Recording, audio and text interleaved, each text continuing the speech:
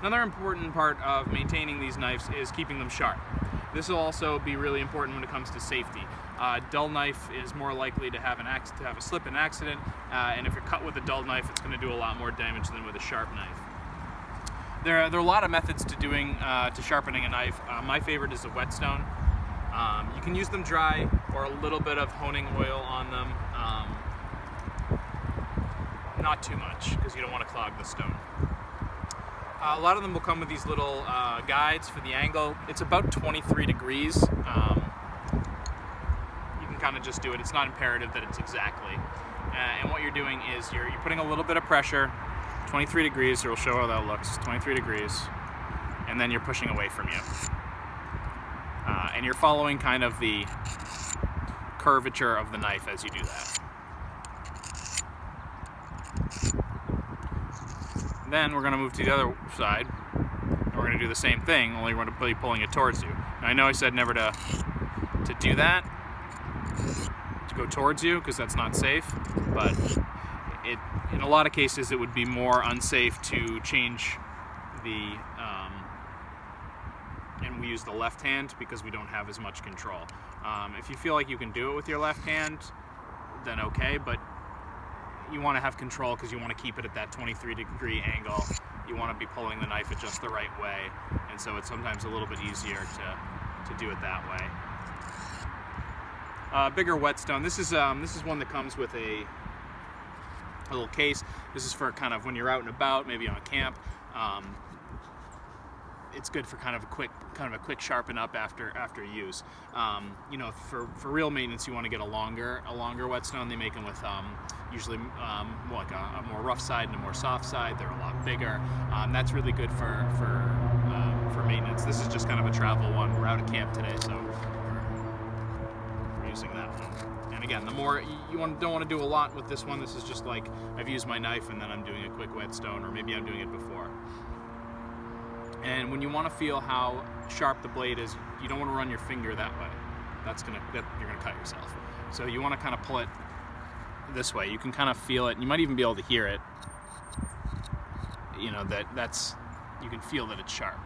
You don't do that. And then of course, find the lock and secure it.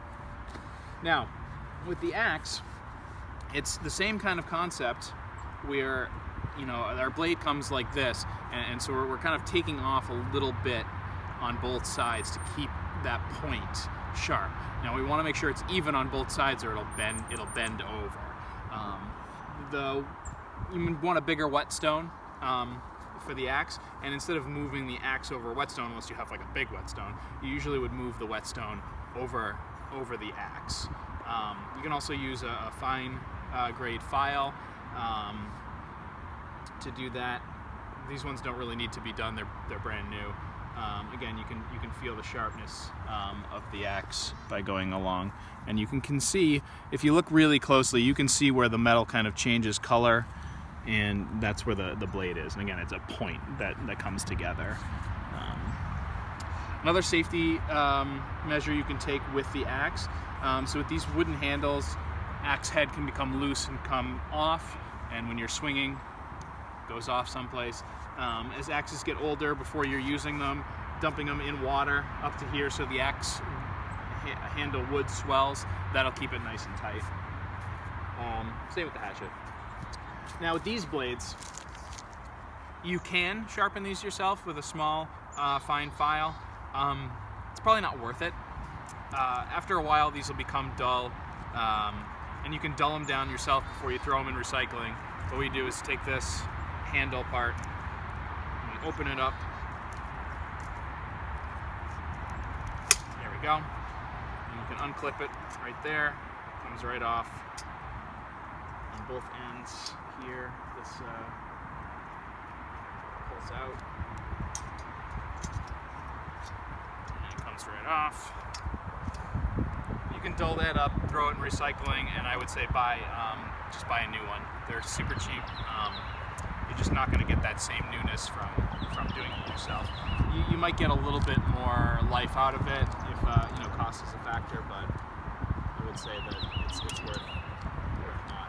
So to put on the new blade, this part here comes out. You want to make sure it's all the way out. This is dirt in here.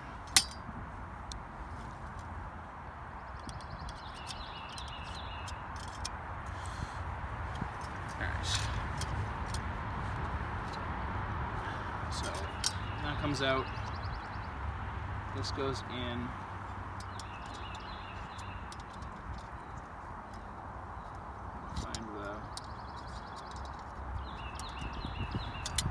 There you go. So it goes through. This doesn't lock or anything like that. It's the tension that keeps it.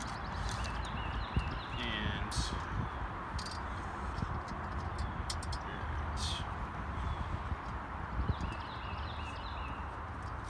make sure this is all the way out so you can get this hooked in there.